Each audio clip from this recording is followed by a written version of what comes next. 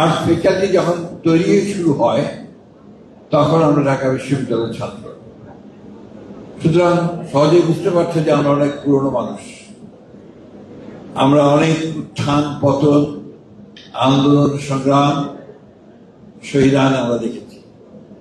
আমরা একটি রাষ্ট্রের অবসান দেখেছি, আরেকটি রাষ্ট্রের সূচনা দেখেছি। আমরা একটা মুক্তিযুদ্ধ দেখেছি।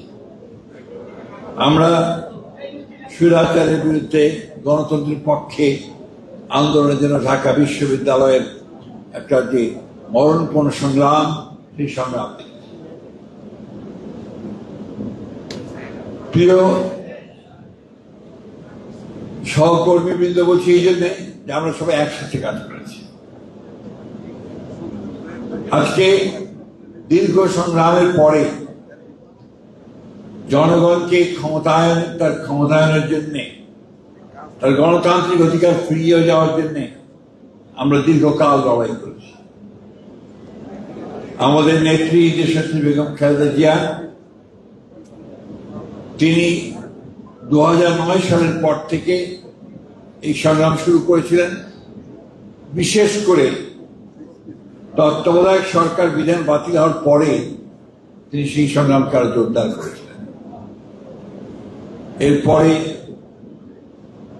তাকে গ্রেফতার করা হয় 2008 সালে এবং তিনি কারাগারে যাওয়ার পরে 18 সালে তারপরে আমাদের দলের মূল নেতৃত্ব নেন আমাদের বর্তমান নেতা, যাকে লক্ষ্য করে বাংলাদেশের 18 কোটি মানুষ এখন গণতন্ত্রের স্বপ্ন দেখছে, নতুন একটা বাংলাদেশের স্বপ্ন দেখছে। আমাদের তারেক রহমান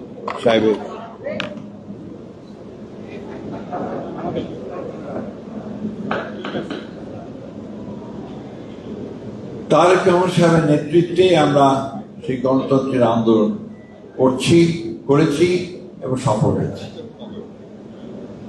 আমি অতীতের আলোচনায় খুব বেশি যাব না। আমরা এই দীর্ঘ 15 বছরে একটি গণতান্ত্রিক দল, বাংলাদেশ জাতীয়তাবাদী দল, আমার জানা নেই পৃথিবীর ইতিহাসে কোন লিবারেল ডেমোক্রেটিক পার্টি এত ত্যাগ স্বীকার করেছে কিনা।